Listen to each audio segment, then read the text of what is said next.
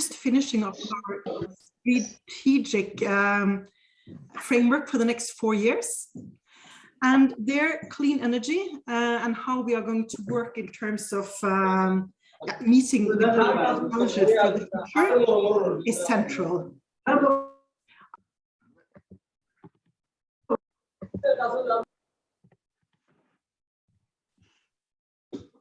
Benedicta, I think you're just on mute. Where is Benedicta? I'm here. I don't know why I got on mute. No. I asked others to mute, but then I don't know what's happened. So with our new strategy for the next 4 years, clean energy and how we are going to meet the climate challenges has a very central place in our strategy.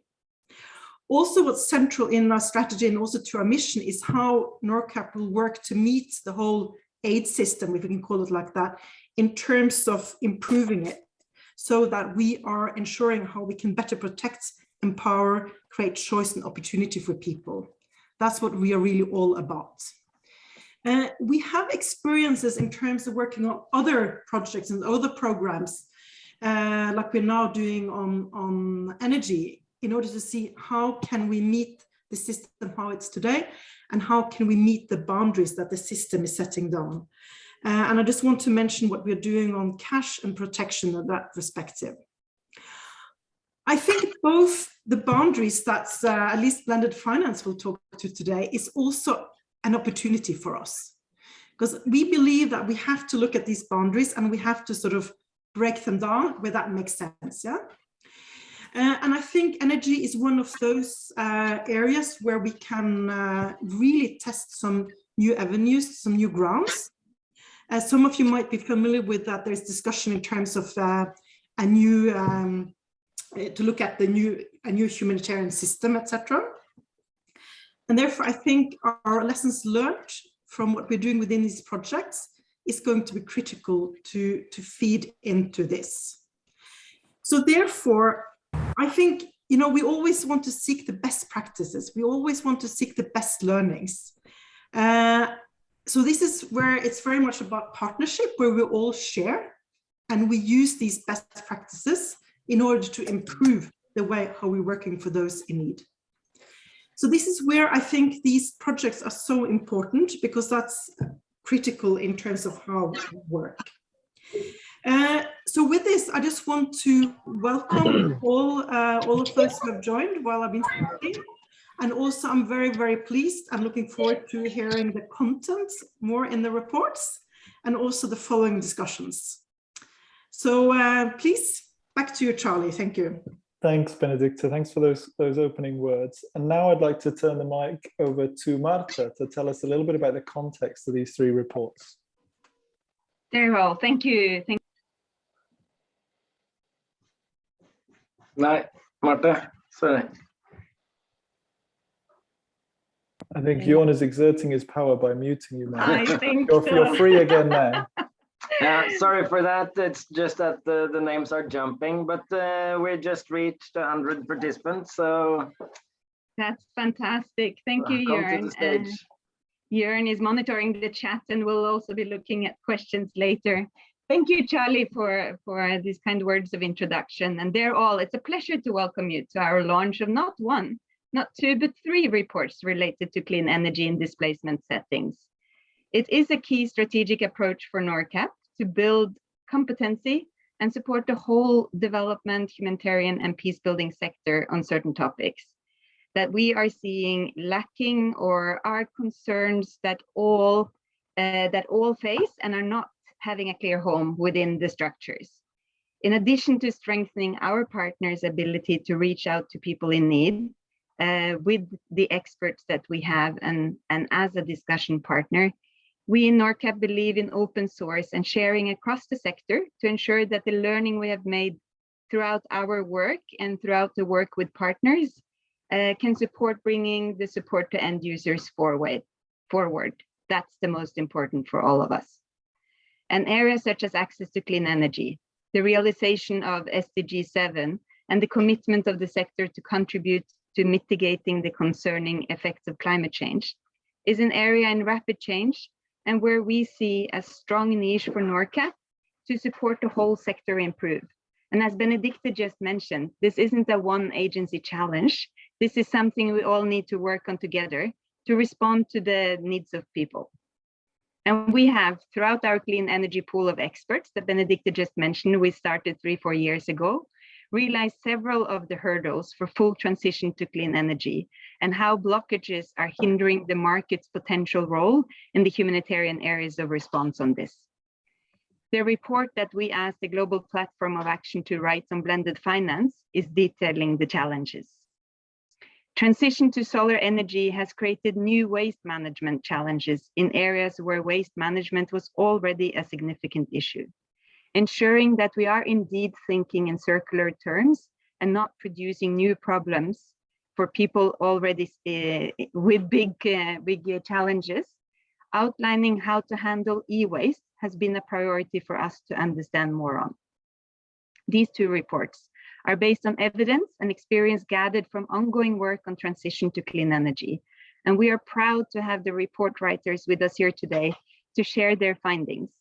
And I would like to take this opportunity to primarily thank the Global Platform for Action on Sustainable Solutions in Displacement Settings for their work on these reports, and to all our experts on energy who have contributed, to all our partners who have shared their challenges and their solutions, and to NORAD for funding the reports.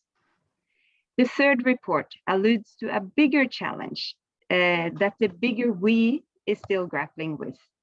I believe this is a challenge we haven't solved yet, and which is how to reach the majority of displaced, which are outside of camp settings and in mixed populations in urban settings. The responsibilities of host government is greater and the solutions are different. It is therefore exciting to have Urban A with us to present this piece of work funded by NMFA and in cooperation with us. Many thanks to both Urban A and to NMFA and to all who have contributed to this work. And may I also take this opportunity to congratulate Synne, one of the presenters, who is celebrating her birthday today. Well, NORCAP welcomes you to kick off this year with shared learning and knowledge pieces to enhance our common understanding of the key challenges we're facing. I would also like to highlight that our clean energy work, being the jewel in our toolbox of greening the sector, is only a starting point for a broader work on the green shift. We have for several years supported UN small scale on sustainable settlements, and we're setting our ambition level high on taking learning from ongoing work to expand into other areas of the green shift, as we see is still very much needed in the sector and is needed for the whole world not to have more displacement. With that, I would like to hand the word over to Charlie again, who will facilitate the presentations and the discussions. Thank you, Charlie. Thank you, Marta, and thank you, Benedicte, as well for all of those words. Just before we begin, let's just have a quick look and see who we've got here. If you haven't had a chance to have a go at the poll, you can do so. Just go to menti.com and use that code. You can do it on your phone or your laptop. What I think is interesting is that there is a broad interest for all of these three reports. People want to know about all of these three. So I'm afraid to our three speakers, you're going to have to be on your game because there are people who are here to see you. Which is great. So we're going to hear from all three in a moment. And then in terms of where we're coming from, well, it's great that we've broadened now. So we've got a lot of European and African participation, and we now have a few people from North America as well. So this is good too. And I think a couple from Middle East there. So please have a go at this and tell us where you are and tell us what you're interested in. And you can do that at any point through today's presentations.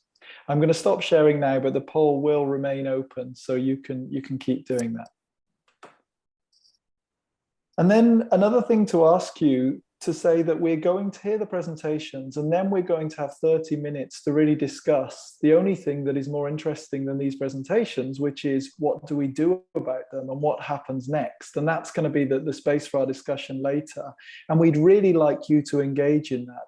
So what I want you to do is, as you're watching these presentations or listening, just think up, are there suggestions, ideas, questions that these things are stimulating in your brain? And if there are, just throw them straight into the chat. Put things into the chat as we go, and we will gather those up and we will direct those questions to the speakers, or if you'd like to direct it yourself, please just type in the chat, I'd like to ask a question of the speakers, and give us an idea what the question is. And then we'll come back to you at the end of the presentations. So at any point, feel free to do that. I'll remind you to do that as we go forward. But now what I'd like to do is I'd like to hand over to Elif Demir, who is a consultant working with a global platform for action on sustainable energy in displacement settings. And Elif's going to tell us about her fantastic report on electronic waste. So Elif, over to you.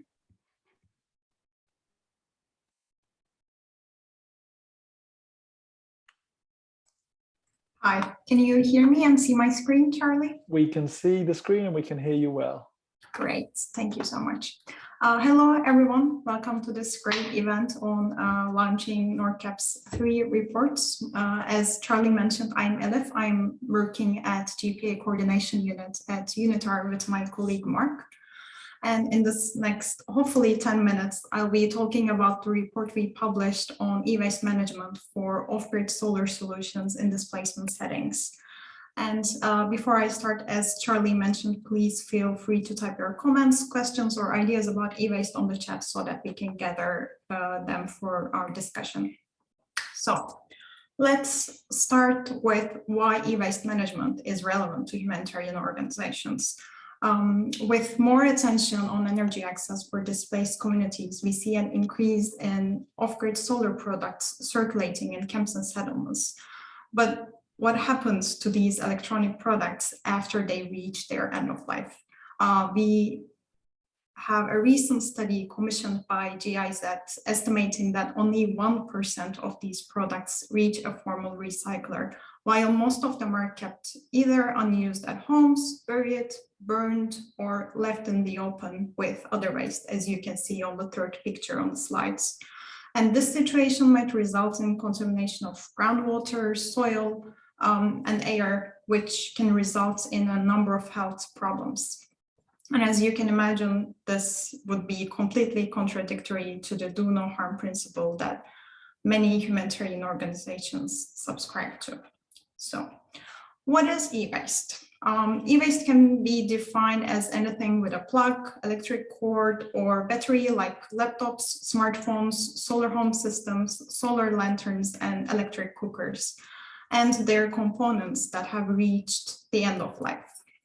Here it is important to note that batteries are not included in the e-waste regulations as of now, even though they're commonly defined as hazardous waste. So we argue that they should be included in e-waste management programs and strategies by humanitarian organizations, national and global partners. And you might ask why we are not managing our e-waste in displacement settings if this is such an important topic. There are a number of issues hindering these practices, such as lack of national policy and regulation, limited data and technical capacity of humanitarian organizations, lack of collection, treatment, and recycling infrastructure, and limited availability of service providers in refugee hosting countries, high costs and low economies of scale, lack of spare parts, tools, and services to repair these products when they are broken, and limited coordination and engagement with both formal and informal stakeholders. So to tackle with these challenges, we can use notions from circular economy and waste hierarchy and consider all phases of product life cycle in our activities. So for instance, for the prevention part, products can be designed for durability, reuse, repairability, and recycling. And then humanitarian organizations can put in place procurement standards and trainings on how to use, clean, and dispose these products for end users. And moving on to the extension phase, which includes consumption, reuse, and repair, we can have facilities, spare parts, and tools that can be made available in displacement settings to check, clean, and repair these products so they stay in use for longer periods of time. But unavoidably, products will reach their end of life, no matter what we do. And at that point, we need take-back schemes that ensure that, I think we have someone who is on mute. Okay. So what was I saying? We need take-back schemes that ensure that these products are collected, stored, and transported safely. And humanitarian organizations can work with companies that have these take-back schemes or companies with recycling programs, and then link with e-waste management sector through national programs. And by closing the loop from the beginning of the design process to disposal, we ensure that valuable metals and minerals extracted from these e-waste are used in the manufacturing of new products. So you might then ask yourself, are there any projects out there that are using these ideas to tackle e-waste in displacement settings? And the answer would be, as of 2020, yes. You can see on the map, there are 3 projects in 5 different countries addressing these issues in various ways. And we expect to learn more about these projects in the upcoming months. For example, the GIZ ESDS study focuses on an assessment of e-waste management, legislative framework, and stakeholder mapping, whereas the project by GPA Coordination Unit, UNHCR, Schneider Electric, and Electricians Without Borders in Cox's Bazar, Bangladesh, focuses on creating an innovation center for repair and recycling. And then the third project is conducted in Bidibidi Camp, Uganda by IOM, Total Energies, Bright Products, Solvos, and Acceleron, aiming to create a battery repair and recycling center.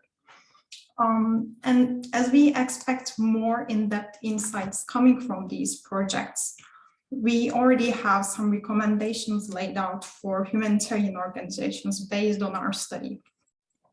Humanitarian organizations, first of all, can get involved in coordination of e-waste activities so that we learn from each other and avoid duplication of our efforts. And then they can advocate for the development of laws and regulations for e-waste management by lobbying at the national level, because that's what we are missing, legally binding national policy framework. And then they can move on to improve the procurement guidelines for electronic products so that we would have higher quality products in circulation. The next point would be on supporting the establishment of proper repair, recycling, and disposal infrastructures, or linking to the infrastructures that are already happening near them. Another issue to address the financial burden would be promoting financial incentives for manufacturers to design products with easier repairability and longer lifetime. Another point would be including e-waste management strategy in the beginning of energy program planning, so we consider the whole value chain of a product, and foster capacity building and livelihood activities for displaced communities by engaging with training and informal sector programs. Thank you so much for participating in this session and sharing our excitement about e-waste. You can read the report from the link that I will be sharing on the chat. And if this topic sparks your interest, shoot us an email. And for information about GPA, you can visit our website. I'm wishing you all a great day. Back to you, Charlie. Thanks, Elif. Before you take away your presentation, please will you go back to the recommendations slide, because I'm going to want to set a challenge to our audience here, because this is not a listening only session. We want you to be thinking and acting and speaking and sharing. And what I'd like you to do is, having heard what Elif said about these recommendations, I just want you to take a moment and think which, if any of these, could happen in your operating context. Take a look down that list now for you, for where you work, the people you work with, and think about which of those could happen. And then I'd like you to take a minute just to perhaps jot that down into the chat. Which, if any, you think is likely or possible in your operating circumstance.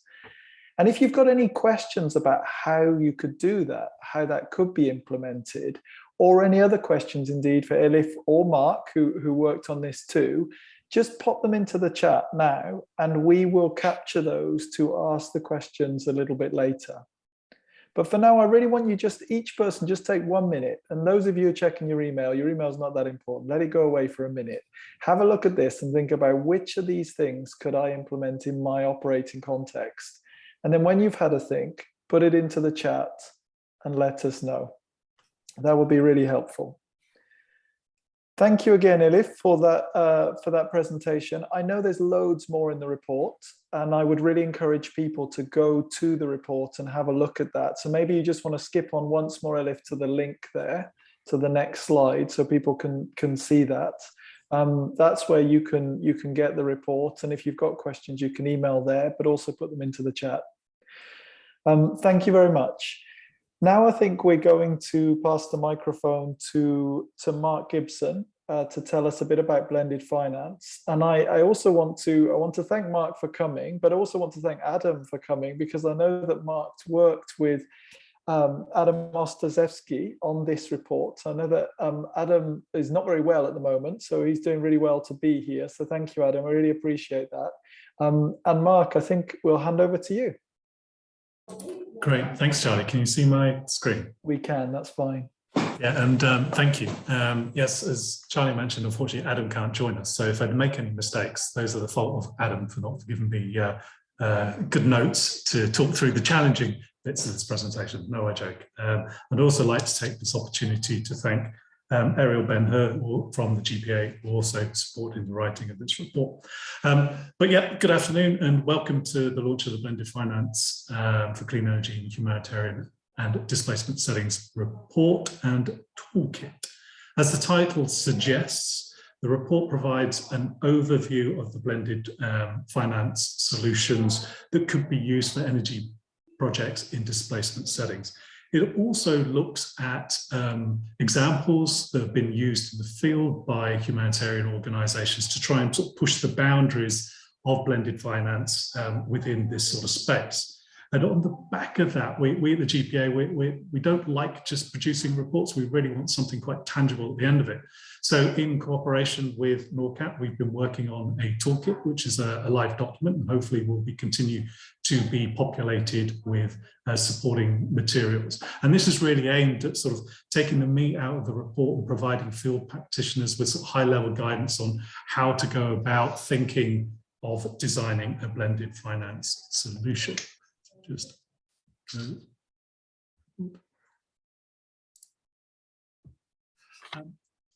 really, just as an introductory sort of section, why are we talking about blended finance? Well, really, it's because of the prevailing delivery models within humanitarian space and energy projects. You know, they're largely unsustainable with limited scalability. Why is that? Well, most of the projects are sort of grant-based and result in free distribution of energy goods to the end users. So we're really reliant on donor interest on the topic. So while we have donors keen to support energy access or decarbonisation work within the field, it's great, money's coming in, but it doesn't really lead to scale, and we're really limited to their sort of interest. So as soon as the next topic comes along, we move away from the green shift and something much more interesting comes along, we lose that sort of donor based. And we're also focused on the donor's interest within a particular geographic location.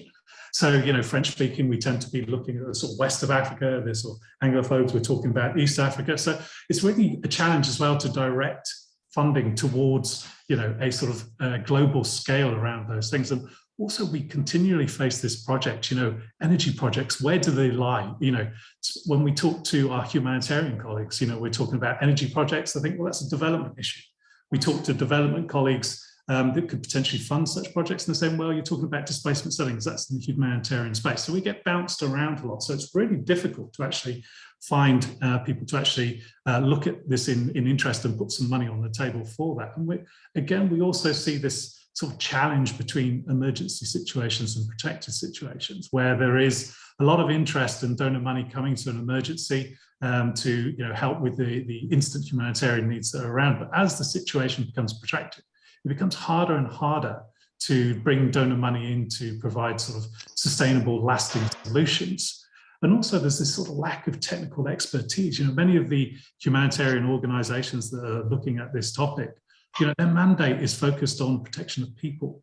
It's not looking at providing energy. So it's really then a challenge for them to recruit staff, maintain staff, to actually look at developing, you know, solutions that are sustainable within this space. And the big thing is, as you know, many of you have probably seen from last year, is, you know, there's a huge underfunding. You know, there was a 52% funding gap in 2020 from the need and actually what was funded. So what we're looking at here is, you know, is blended finance a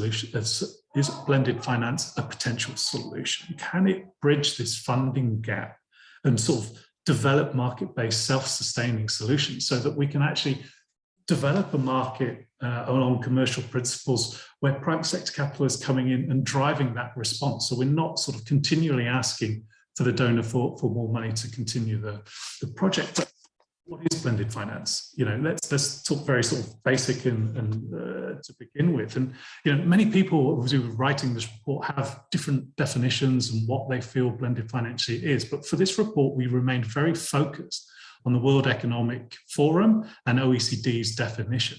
And this is really looking at how we can leverage sort of grant funding from a humanitarian or development grantor, as it were, to attract additional finance into the project. In other words, what we're saying is, how can we make that grant more effective? How can we use it to bring this money in from the private sector to sort of develop projects that actually have impact, you know, may it be development, social, and environment. And in return for that, we're actually expecting financial returns to be given back, as it's all, you know, commercial terms, to the private sector for that investment. So here what we're trying to do is actually de-risk potential barriers to commercial activities and allow the private sector to come in and deliver, you know, energy solutions. Next one. And sticking with a sort of very tight definition that World Economic Forum and OECD use, there are 4 types of financial mechanisms. And the report goes through these in much more detail. I only have 10 minutes, so I'm really sorry. It's going to be a really sort of high-level overview of what these are. And within the report, it also provides worked examples, you know, where these have been used, and you know, some of the sort of feedback that we've got from people who implemented these projects to take lessons learned. So direct funding, this is actually where we mean, what we actually mean by direct funding is where sort of grant funding, a one-off payment, is used to unlock a barrier that was preventing an otherwise commercially viable project.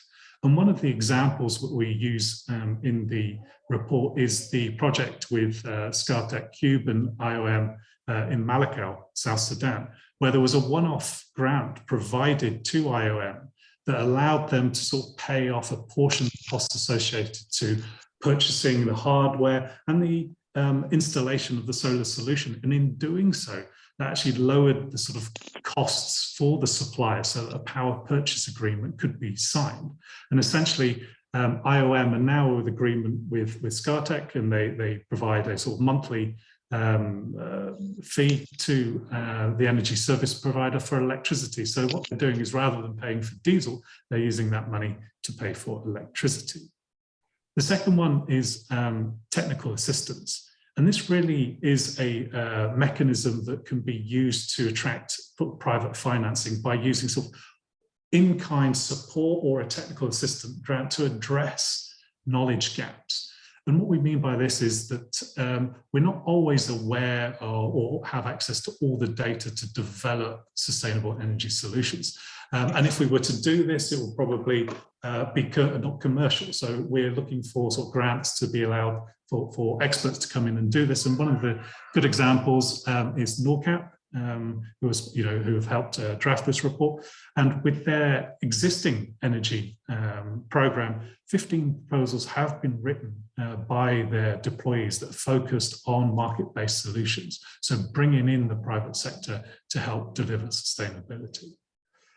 The third one is risk transfer mechanisms, and it is what it says. And what we're looking here are sort of management tools that transfer risks to a third party. This could include insurance policies, guarantees, or loan guarantees. And one of the examples that the report looks at is UNHCR's Green Finance Facility. And what this does, it's a pot of money that's ring-fenced within UNHCR, and it allows it to underwrite the termination clause of power purchase agreements. That's a whole topic in itself, but essentially what we're saying there is that if the UN wants to enter a leasing agreement or a power purchase agreement for solar solutions, it has to have a termination clause, and that termination clause would cancel the contract within 30 days notice of them sending a letter to the electricity supplier. And that actually crashes their financing model. They cannot go to market and ask for financing based on those principles. But if that is guaranteed, it opens up the opportunity for private sector solutions. The third one is market incentives. And these really are mechanisms. They include things like results-based financing, impact bonds, and enterprise challenge funds. And they're looking at sort of creating commercial markets where they don't exist in their normally. So we're encouraging private capital to move into areas where they would normally sort of go to. As I say, this is really a high-level overview. Please do read the report. There's much more detail about what these mechanisms are, where they can be used, and these examples and others that you can explore. As we mentioned, I'm not going to go through this table in any detail. What it is just to show the sort of practicalities that we've taken out into the toolkit.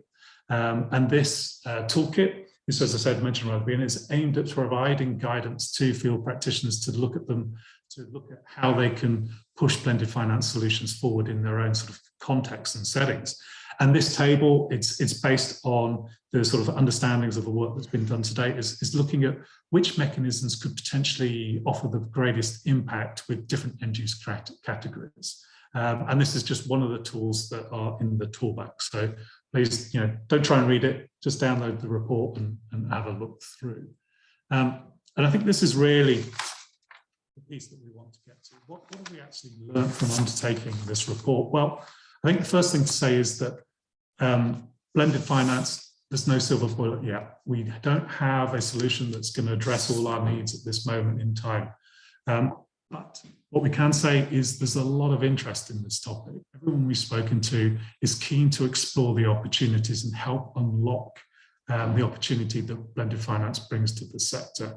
And really, what we've looked at across the work done is there's very limited experience and there's a lack of good practice within this space that we can draw upon to really sort of say, look at this project, it's excellent, repeat it. Because there is this sort of lack of transparency within the humanitarian space, it's really difficult, especially when we're bringing in private sector support, to get into the actual understanding of the financial needs, the financial impact of that, because there is this commerciality associated to this process. So we need to really unlock that going forward so that we can replicate and work out which solution is best going forward. And how do we do that? Well, as I mentioned right at the beginning of this slide, there's a lot of interest. So we really need to work together. We need to collaborate between the parties to really work on solutions together and really sort of integrate the end users into that process and local businesses, so we can actually get the local context correct right at the beginning of developing that solution. We look at the overall blending of finance, and the report says, looks at one blended finance solution is probably not enough. We might have to blend with other blended finance solutions, or we might have to blend with other financing mechanisms for both the supply and demand side, looking at how cash and vouchers could support these things, and what is the role of energy credits, for instance, on solar products, to really sort of make potential solutions marketable and commercial as we go together. So really what we're doing as a result of this report is looking to work on a sort of a task force to identify a solid project that we can work on together and develop a solution, and actually share those lessons learned so that people can take that up and develop and sort of scale up both in size and geographically. So I'm really sorry, that's a really quick review of a very sort of long and detailed report, and hopefully there's going to be a lot of questions coming in that we can sort of address at the end. So thank you everyone for listening, and back to you, Charlie. Thanks, Mark. And again, yeah, as Mark said, there's a huge amount in this report that it's just not possible to cover in a 10-minute presentation. So please do go to the report. I think Jorn has already put a link to the report in the chat, but maybe another one will be useful. If everyone understands what we mean by blended finance, different blended finance options together into a single thing, and you think you can do that in your place, you're all set. If not, I suspect you might have a question or two for Mark, and I'm very worried that Jorn doesn't have enough to do. So if you want to give Jorn some work to do, he's monitoring the chat today. Put a really complicated question in there, put it in a foreign language, any language that he won't understand, and then get him going on Google Translate. Something to keep him busy. But seriously, there are a lot of things we can ask here. We've got the opportunity of these great speakers, and we're going to have them for 30 minutes after the presentations. So please do put your questions forward, and we'll come back to them with those questions. Thanks very much, Mark. Now we're going to turn over to our birthday girl today. So Sina, welcome, and Ida, welcome. I'd like to welcome Sina Bergby and Ida Lien, who are our co-founders and urban planning experts, co-founders of Urban A, and they have got a presentation for us about their report on urban transition. So Ida and Sina, over to you. Thank you so much, Charlie, and thank you also for the birthday greetings. I didn't expect that, but that was very nice. So as you said, I will present together with Ida. Let me just find the notes here. And also, as mentioned, we are co-founders of the Oslo-based company Urban A. We're a couple of blocks away from NRC and NORCAP's office, so that's great for us. And we have been working with NORCAP over the past couple of years on several urban recovery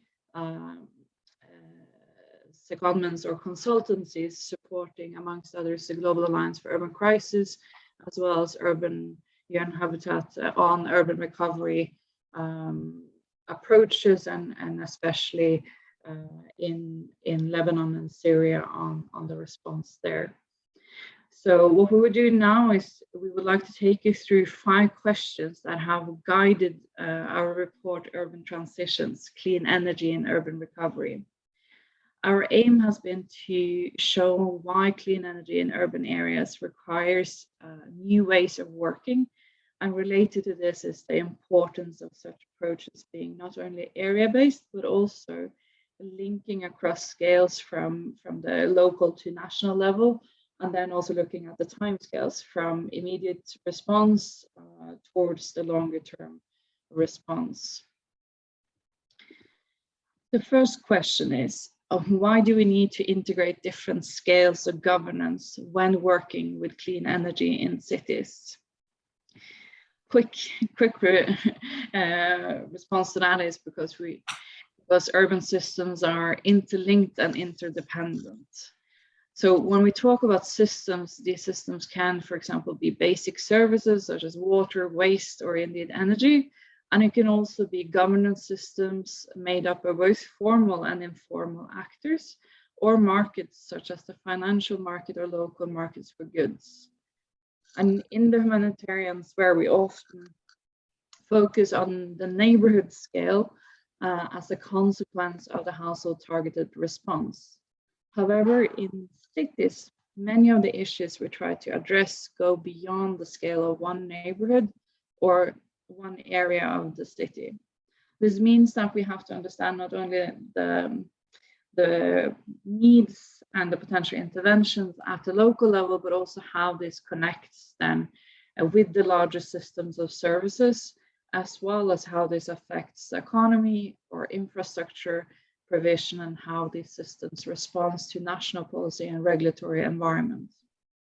And in that comes also that energy is often highly centralized, but when systems fail, there are decentralized informal systems that work in parallel. And that's something we discuss more in detail in the report, but where Lebanon and Syria that we amongst others look at, there is quite a proliferation of informal systems and even kind of informal power dynamics, even connected to to the energy provision, and especially then generators that people are forced to connect to.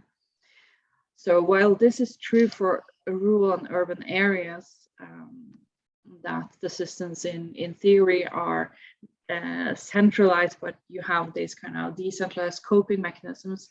One main difference is that the concentration of systems and actors and markets in cities are, of course, much more denser. So the second question that we looked at is, why is clean energy programming usually not focused on urban areas?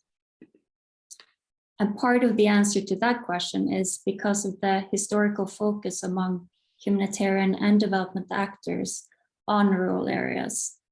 And this comes out of a response architecture that was generated with the focus on working in rural areas. And as such, this traditional response setup is not adequately responding to the realities of cities. At the same time, we see that an increasingly share of humanitarian crises are indeed taking place in urban settings. So this requires working more aligned with the humanitarian development and peace nexus, focusing on activities spanning both the immediate term, medium and longer term horizon to move towards recovery, resilience and sustainability. In terms of energy, this could, for example, be access to electricity to meet immediate needs, such as heating or lighting. It could be medium-term opportunities, such as expanding local businesses. And it could be transformative opportunities, such as, for example, embedding electricity access in redevelopment of informal areas in order to secure tenure for the people living there today. The third question we've looked at is, how do we build an urban crisis response approach, and then linking that to clean energy? So we base our urban crisis response approach on three main components, including analysis, planning, and programming. On the analysis, we look at the how to support a shared understanding of a context, given an urban crisis context. The analysis is cross-sectoral, examining impacts across themes such as economics, housing, governance, and services. And it's multi-scale, as we touched upon earlier, examining impacts across local, city, regional, and national scales. And it's multi-stakeholder, involving different stakeholders and temporal, examining impacts on short, medium, and long term. For the planning, as well as participatory processes to identify and prioritize interventions across actors, sectors, and neighborhoods, a recognition that needs are much greater than the resource. The aim is to prioritize scalable cross-sectoral activities with the potential for multiplier effects and synergies in creating transformative change. And that, of course, also links to the blended financing discussions that we just heard.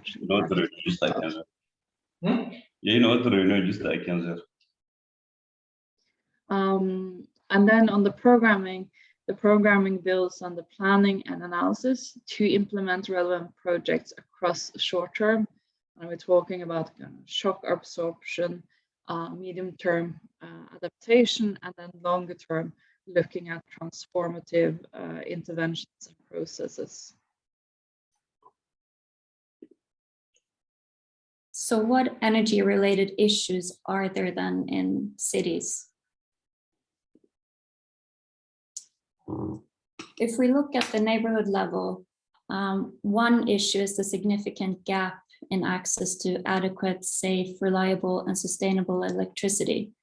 And this is particularly the case in pockets of informality and of poverty in dense urban neighborhoods, oftentimes also where a large share are internally displaced or refugee populations.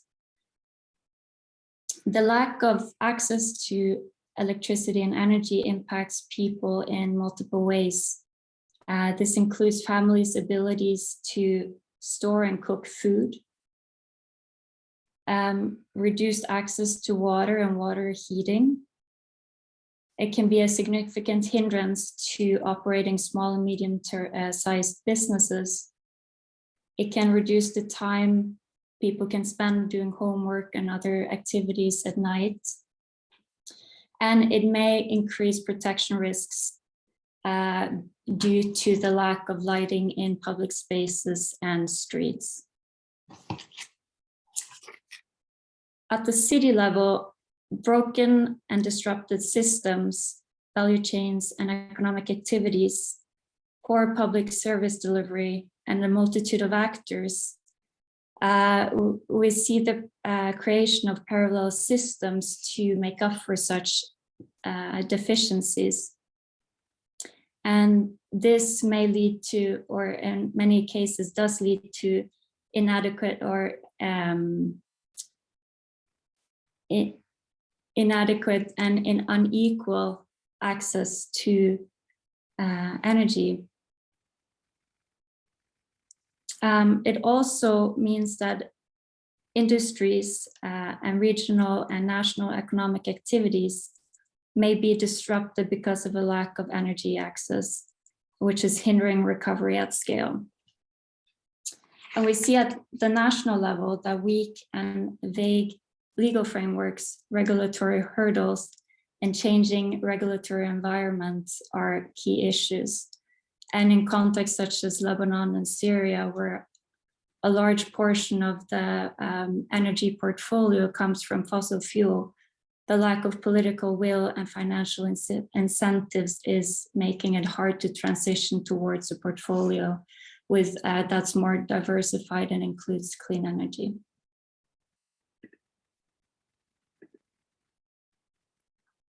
The last question we looked at, or summarizes the study we have done, is how do we then identify interventions to accelerate clean energy access in an urban context? So some of the considerations for clean energy access at the neighborhood level, going back to the different scales that we have been looking at, is make informed decisions on whether to target needs of vulnerable populations on a community or household level. So household level interventions in densely populated city neighborhoods are costly and or requires targeting certain vulnerable households, for instance, refugee or displaced families. This is especially challenging in heterogeneous neighborhoods where shared needs and is a primary reason why area-based approaches have been developed. So whether to target needs on a household level or the kind of larger community level must be based on a solid understanding of the local context and also what kind of opportunities that are present in that given context. Use of electricity access as a leverage to address other challenges such as precarious tenure or lack of clean water. In Lebanon, for example, the Shelter Working Group has since the outset of the Syrian refugee response used housing upgrading schemes to secure rental agreements for refugees. So these kind of interventions and setups could also potentially be expanded on to incorporate renewable energy systems. So not only looking at upgrading of a specific shelter or an apartment or rental unit, but also looking at what kind of systems that could be applied for that specific unit or even at the building level. And then finally using anchor clients such as local businesses, organizations and institutions, and explore solutions for selling access electricity back to the city grid and expanding local provision to industries. And also going back to Lebanon, there has been a couple of examples of the recent years to implement small solar power grids on top of rooftops of neighborhood neighborhood providers of health, schools, etc., where the energy produced from those small mini grids goes to the neighborhood and certain infrastructural services, but also then has the potential then where you can link that to the city grid.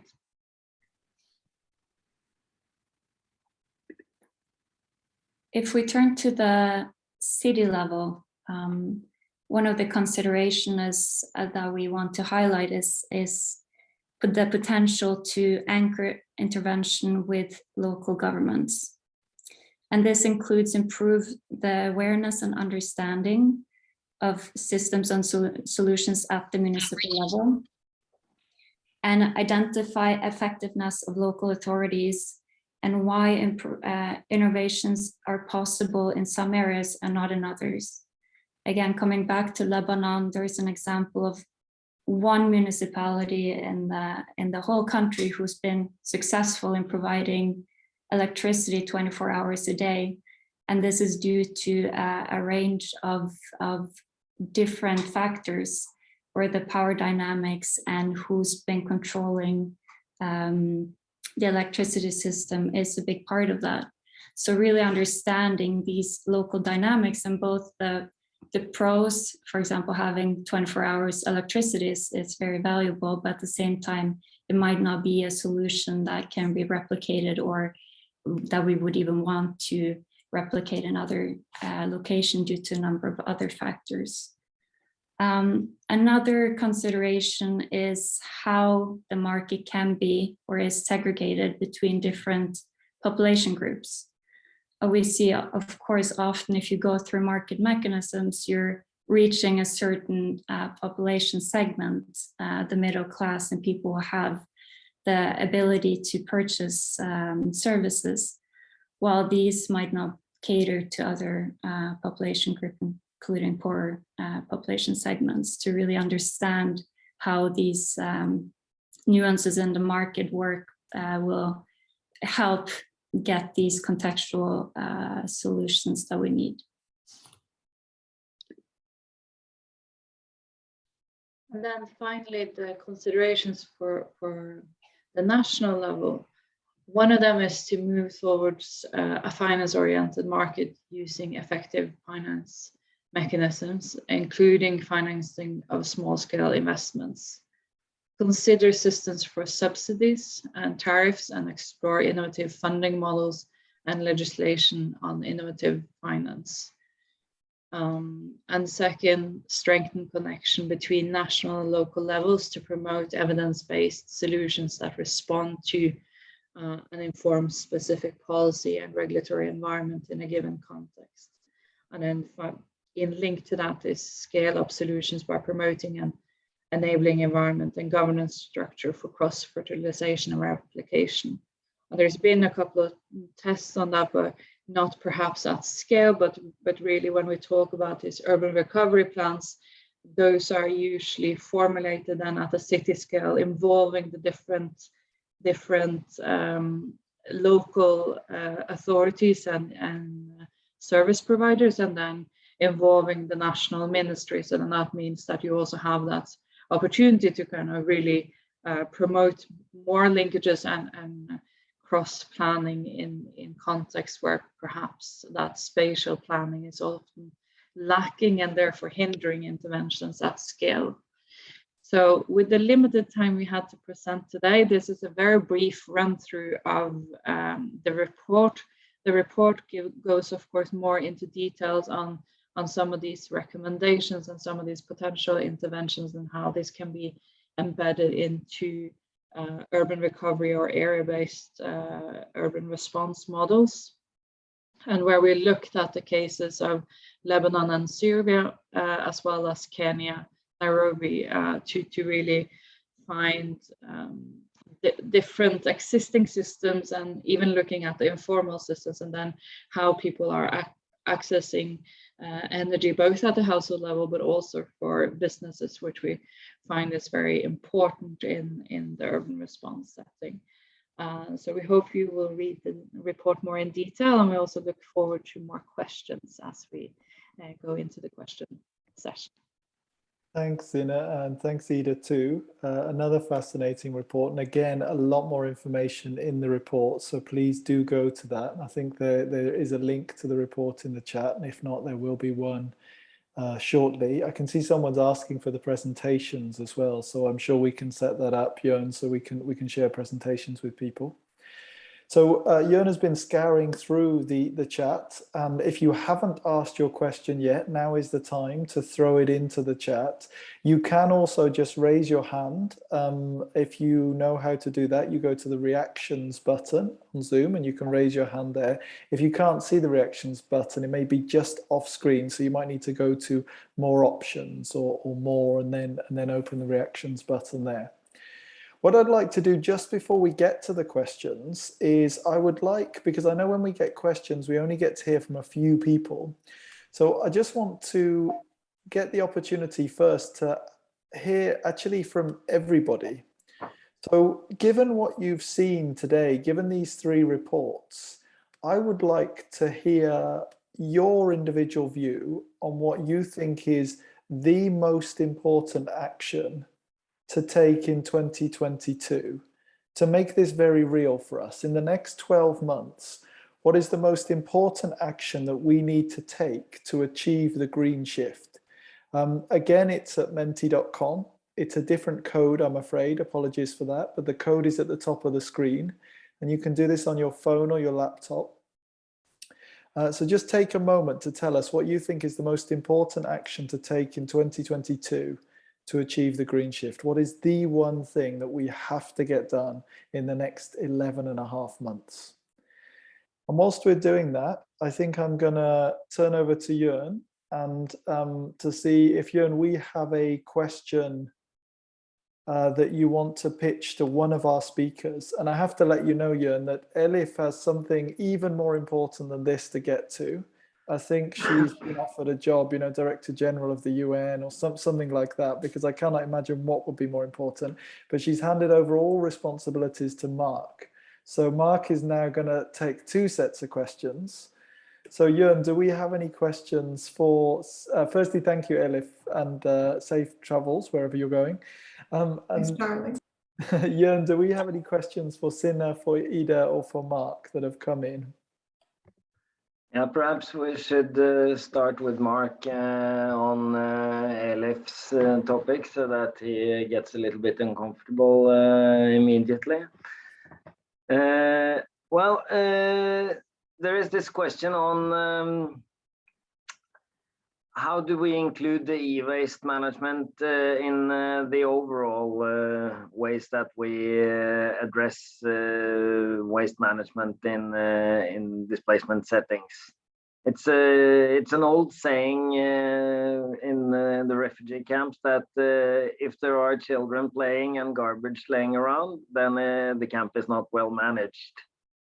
And we do have, of course, systems. And what from your experience and the work with Elif, would you highlight when it comes to the approach to waste management where no resources are lost, where it's well managed? Have you seen any interesting ways of doing it, or has this report writing brought forward good thoughts on it? Yeah, thank you, Jörn.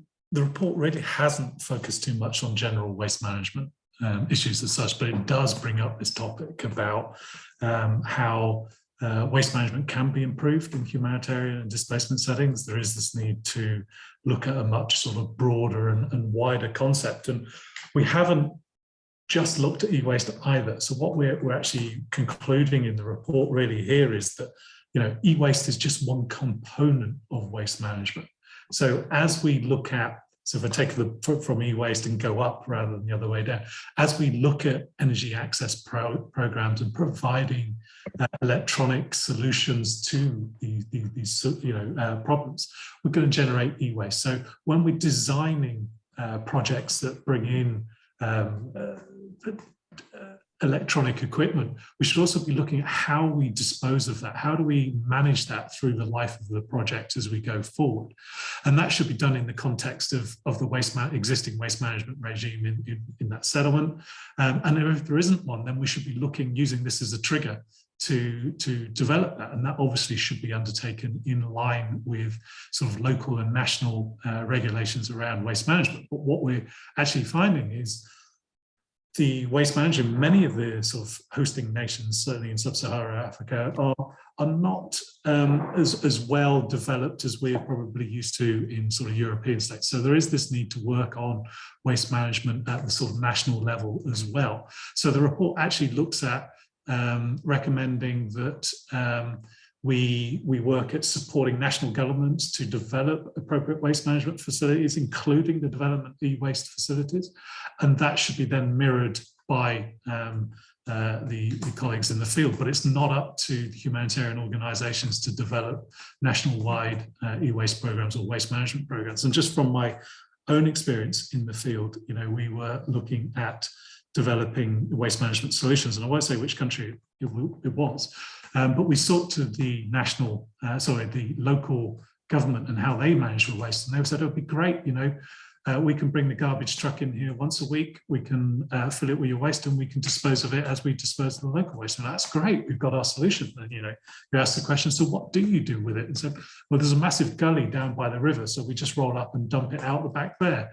So we need to be also cautious of some of the local approaches that are done, and we need to look at waste management in a holistic approach. So, sorry, Jorn, I don't think I provided a silver bullet for your question, but it is e-waste needs to be looked at in the bigger picture of waste management. I think that's what your question was really sort of aimed at. Indeed, and then when it comes to financing big projects, there is a question on is it necessarily so that the projects with the best impact are the most funding intensive?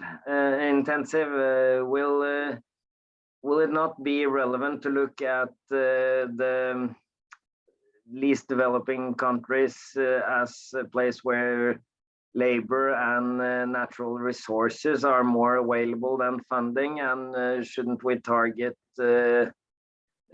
solutions to activate the local populations and the local resources before we start chasing Norwegian companies? Yeah, thanks, Jorn. I could take a political one on this. I don't think we have enough information to really say that the best projects are the most resource intensive. I don't have access to that sort of level of data, but I think, picking up on some of the key comments within that question itself, when we do look at energy projects in displacement settings, one of the key things that we do look at is capacity building. And it's not just about capacity building within the humanitarian response. Is also look at the capacity building opportunities that we can do within the host community and the displaced community itself.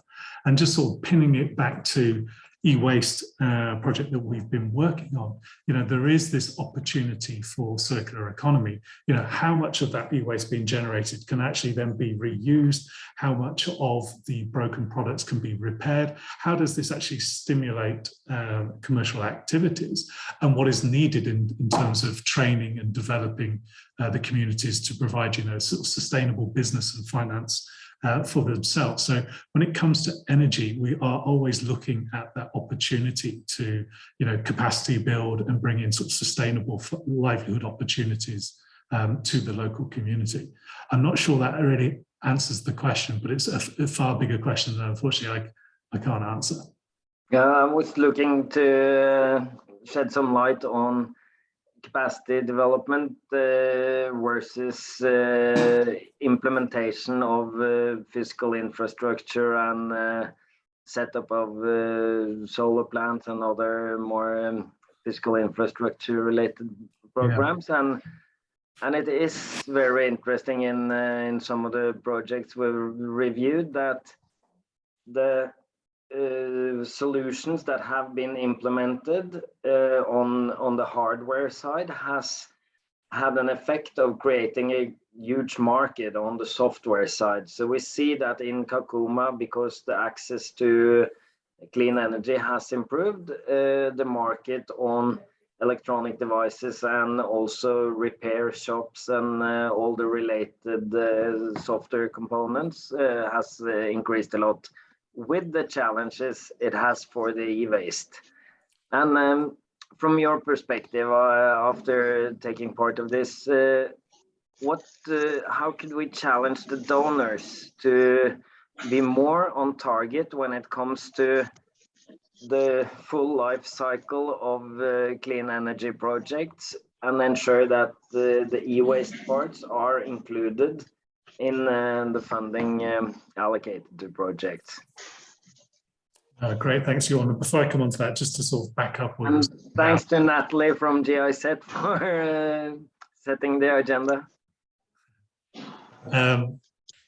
Thanks, Jorn. Just to sort of come back on the original one about, yes, what we are seeing, even when we are in, solar solutions, are being implemented in the field, it does give opportunities for local host communities displacement for work.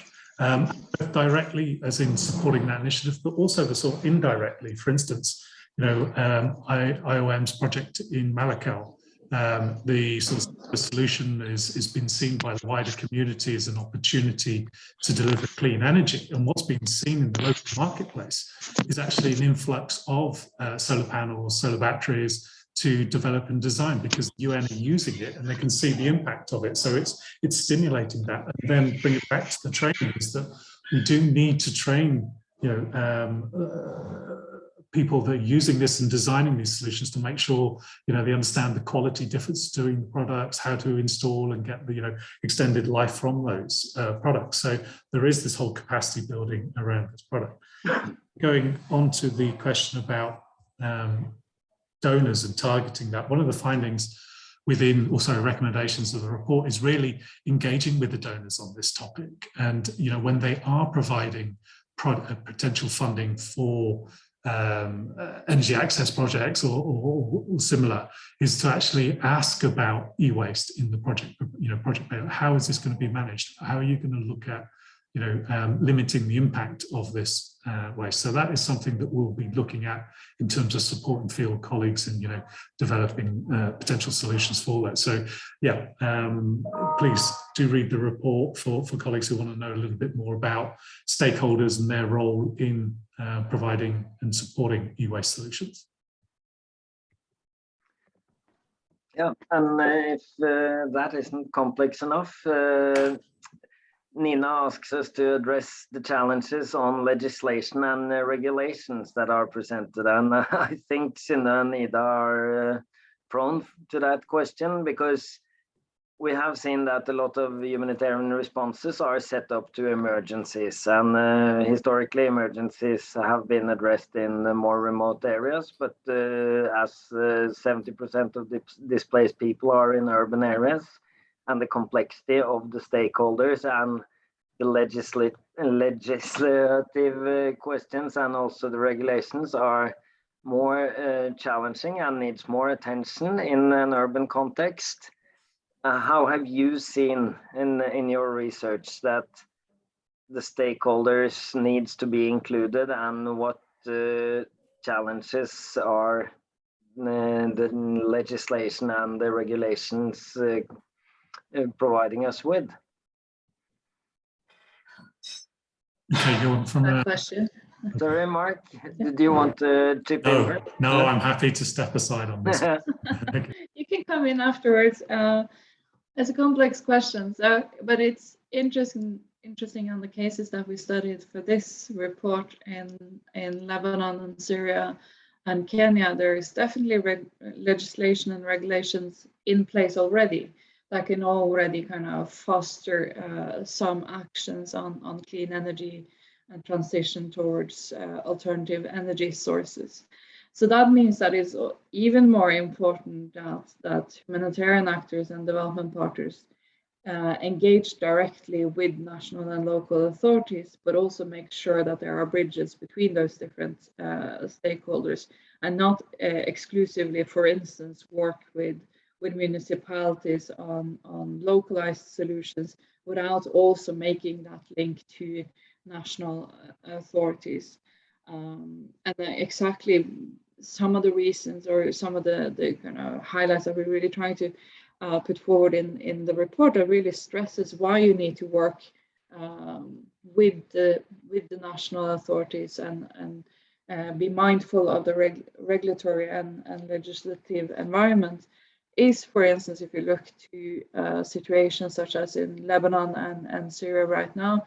In Lebanon, the devaluation of the Lebanese lira going down 90% in value, and then coupled with an energy crisis where households and businesses now have a couple of hours of electricity a day, and some days even down to 1 hour. That means that the interventions that we do on a household level or at a small scale, even if there are good interventions and kind of in itself nothing wrong with the interventions, but it's not gonna mitigate a further deterioration of the situation. So the humanitarian situation is growing, and that's why we really need to kind of work on that systems level and really be targeted in kind of the way we work directly with the national systems and authorities as well. And that includes kind of looking at spatial plans as well. Of course, this is more kind of longer term thinking, and that's why we really try to stress looking at immediate responses and adaptive medium-term responses, but having that transformative outlook, meaning that you kind of devise a recovery plan and you implement interventions from the outset, but you still kind of have a targeted response that looks a couple of years ahead. And I really believe it's crucial for those kind of situations that are spiraling and becoming worse by the day. Just to respond to Johnny in the chat here as well, that we are not based in Lebanon at the moment, but Lebanon has been one of the cases, and we've also been closely looking at the response to the Beirut blast last year. So that's why this is a very good example to really look at how urban recovery frameworks work in general, and then how energy can be part of that. Yeah, and following up on your contributions both to the humanitarian country team and the resident coordinator in Lebanon, and also how you've been drawing on the authorities and working with them. I was picking up a question from Jennifer Kvernmo here. How do we approach the benefits of mini grids vis-a-vis the citywide grids when it comes to effectiveness in the implementation? Because there are benefits to have easier approaches within the legislative aspects, and also on the financing on mini grids, but of course then it is more one hand clapping than a more systemic approach as you are advocating.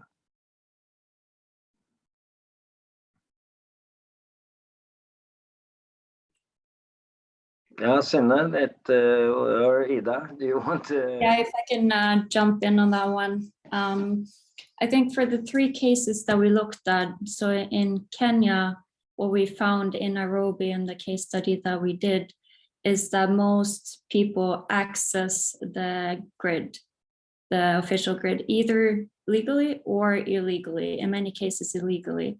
In Lebanon and in Beirut, a lot of people are also accessing the formal grid, but because of the deficiencies in the delivery of electricity through the grid, a lot of people also rely on diesel generators.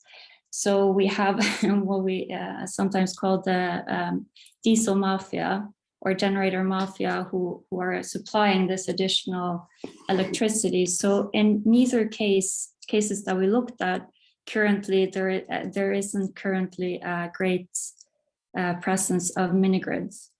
But in a case like Lebanon, you could foreseeably see a transition that could integrate some mini-grids into the system. I mean, it's a difficult balance because you don't want to undercut or undermine the central, the national grid system if it is in place, but at the same time, if you want to, in the case of Lebanon, move from a fossil fuel focused energy provision towards clean energy, you might have to look at diversifying the ways in which it's delivered, whereas in Kenya, where you already have a large share that is clean energy, perhaps with the current access to the national grid, that might not be such a relevant option in a city like Nairobi. Yeah, and perhaps to bridge back to Charlie and then the rest of the session, because we have had these great presentations, and I believe we are all smarter now than when we met. How do you see the future based on the work you have been doing in Nairobi, Lebanon, and also with the Syria urban recovery framework?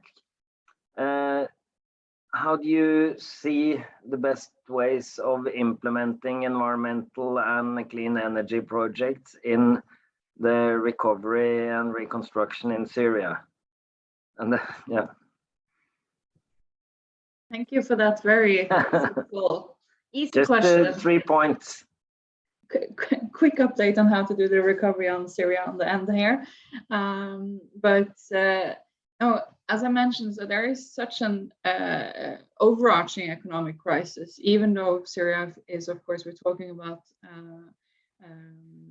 transitioning from a conflict, but currently the economic situation is causing additional hardship and is hindering recovery both in specific locations, but then of course at scale as well. And then you have the compounded stressors of environmental and climate change impacts in Syria as well. So when we're looking at urban recovery strategies in Syria, we're really looking at what can mitigate environmental impacts on the cities as well, where for instance, deforestation, forest fires, higher temperatures, the use of air condition, all of these kind of things are aggravating other needs, and where you up till 2011, when the conflict broke out, there was a severe drought in Syria, forcing many rural populations to move towards the cities. So this energy crisis and the need for electricity in the city to be part of the recovery means that, of course, as part of any urban recovery action and recovery in general, that really needs to look at how we can utilize the opportunities. And also an increasing trend that we see that there are more people, those who have any means available, they do actually already purchase solar power systems and install them on the rooftop. So it's about kind of systemizing that and nudging some of those already trends or kind of tendencies and really try to explore how that can be systemized either at the local or city or even national scales. Over. Thanks, Sina, and thanks, Jörn, for asking the questions, and also Ida and Mark for your answers. We really appreciate those. We've got a few more minutes, and if you have a burning question that you want to ask, now is a really good time to throw your hand up or type something into the chat. Whilst we see if anyone has that, I'm just going to take us back to the little poll that I asked you to engage with earlier, just so we can have a look at some of the results on here. I think the first thing to say is the diversity of your comments and suggestions really match up with the diversity of our three presentations, because there are a whole range of suggestions and ideas here, ranging from a very macro scale to quite specific suggestions at the micro scale. So there's quite a lot in here, I think, about coordination, about working well with different actors. There's quite a lot about the responsibility of the international community, looking at incentivization, looking at capacity building, waste management strategies. There's an interesting one here about blended finance. Where do we go from here, question mark, which I'm not sure is a recommendation, more of another difficult question for Mark, I think. But it's worth taking a look at some of these. And if any of these stimulates an additional idea you'd like to add, please feel free to type that in. I can just see there's something coming on the chat. I'm just going to check. I think it's just a point from Johnny about there being so many initiatives from different stakeholders, how to bring people or agencies together in a kind of cluster coordination, and another big challenge, particularly in urban environments, as we've been talking about. But if we don't have any further questions, or you don't want to add anything more to this poll, and we will be able to get hold of a copy of everything that's been included in this poll. And I think we can, along with the presentation, I hope we can make that available too. Then in that case, what I'm going to do is I'm going to hand back the microphone to Marta, just to give us a few words to close the session and to thank everyone for being here. So Marta, over to you. Thank you so much, Charlie. Before that, it seems to be one more question in the chat that we could answer. And I think Mark, on the corporate coordination, if you can tap into the sources that exist there, I think that would be great. And then I'm happy to close. Thank you. My apologies to Colette. I'm sorry, Colette. I didn't realize we'd missed your question. So great that you got it in at the end. Over to you, Mark. Yeah, no, great. Just dealing with Johnny's. I mean, that is the role of the Global Platform for Action, is looking at sort of coordination of clean energy solutions in displacement settings. I will drop, or if one of my colleagues is on there, drop a link to the website to give people an overview of what we're doing, what we're looking at. And it really is to trying to understand who's doing what, where we can sort of bring partners together, leverage opportunities, and sort of looking at delivering sort of solutions. So I'll do that as Marta is closing up. I'll put a little link to that. And I was hoping Colette's question wouldn't come back up, because it probably is one of the most difficult ones to answer. But no, thanks, Colette. I think just sort of probably answering your question in reverse, looking at, what from the middle, really, the distortion offered by blended finance. I think we actually need to realize and recognize is that what we're actually already doing in terms of free distribution is market distortion. I think many of our colleagues on here that have been involved in energy projects, especially around the free distribution of shiny, clean stainless steel cook stoves, they remain in a camp setting for a matter of hours before they're sold on, because it does become, in an emergency situation, probably the most valuable item that many of the displaced communities have access to, and it's cash. It has a high cash value, so it gets sold on, and those get sold undervalued, and then they get dumped on the local market. You could argue that at least we're getting the same environmental impact, because those improved cook stoves are being used in the local environment, which is great. But the local market is distorted, because if we have a private sector there that's selling their own products, they are being undervalued. They're being undercut by these goods that are being offered in local markets. And I think we've all seen that across the board when it comes to free distribution. Don't get me wrong, I still think there is a significant role for this process in emergency situations. I'm not saying anything else other than that. With regards to the role of blended finance and subsidies, I think this is where it comes in very interesting about our definitions of blended finance. And one of the things that we're actually looking at is actually to do follow-up reports around subsidies, around demand side financing, the role of cash, the role of vouchers, and how these impact the other projects. So when we're talking about blended finance, it's actually bringing on these other solutions and how they can be part of that process. I think the thing to say about subsidies is that they should be always viewed as short-term processes to get buy into a particular solution to bring it up to commercial value. So it should be limited in time, and it should always be aligned with the sort of national government's interests, certainly when it comes to energy projects and sort of fuel solutions. I think we also really need to recognize, and this is dealt with in the report as well, is that when we are developing blended finance solutions, especially around the sort of market, the market creation piece, that there is this opportunity for overcompensating private sector to enter markets. So it's not just about potentially upsetting markets, but it's also rewarding private sectors to come into this space. So there's a lot of work that needs to be done on what is the right amount of leverage that needs to be provided that gives them just enough incentive to bring the commercial entity in. And it's not just seen as a cash grant handout and it makes their business, you know, more viable for that short period of time. So there needs to be a lot of work that's done on it. The report highlights these potential risks, and it's really about working together sort of as a community to understand where these problems arise and how we sort of mitigate those. So it's a combination of financial mechanisms that need to be brought into that.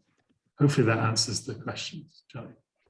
Thank you, Mark, and thank you to all the report writers for the incredibly succinct presentations of very comprehensive reports, and not least for the tools and approaches suggested in the report, which are detailing concrete ways of bringing these three areas forward.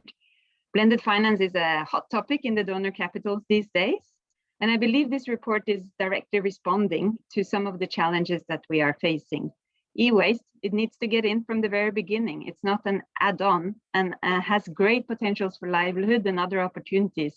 As Charles Kelly is saying in the chat, paraphrasing you, Charles, the green shift consists of many pieces, and we need to ensure that we're learning and bringing them all forward together simultaneously, or one will fall behind.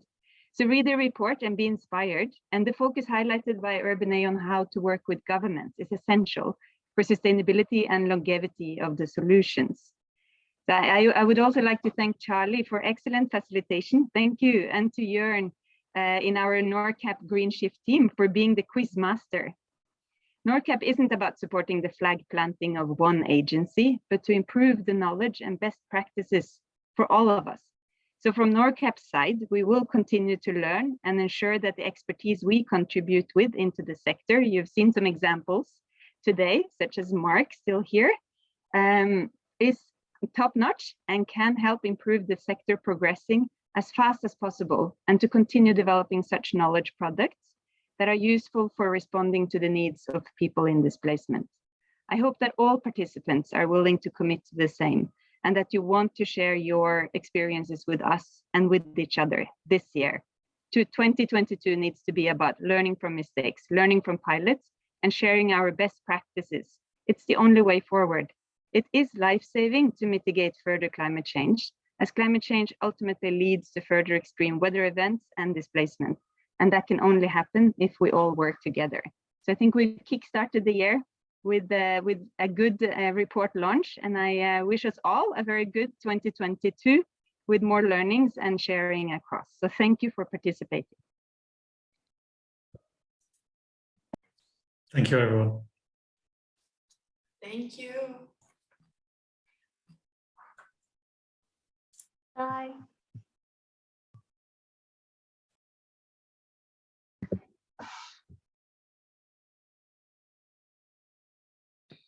Thank you, guys. Thank you.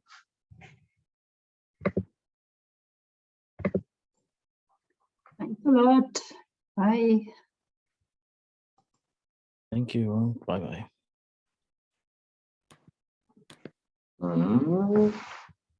Counting down to the rocket launch. 9, 10. There are always a couple of folks that remain connected for some long time afterwards. I think as host, you have the ability to go and close some if needed. Of course, I empathize very much with them because they're probably making some lunch or in their refrigerator now, picking out some milk for the coffee or something.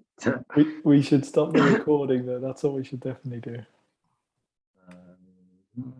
Let's do that before and then pause. I want to stop.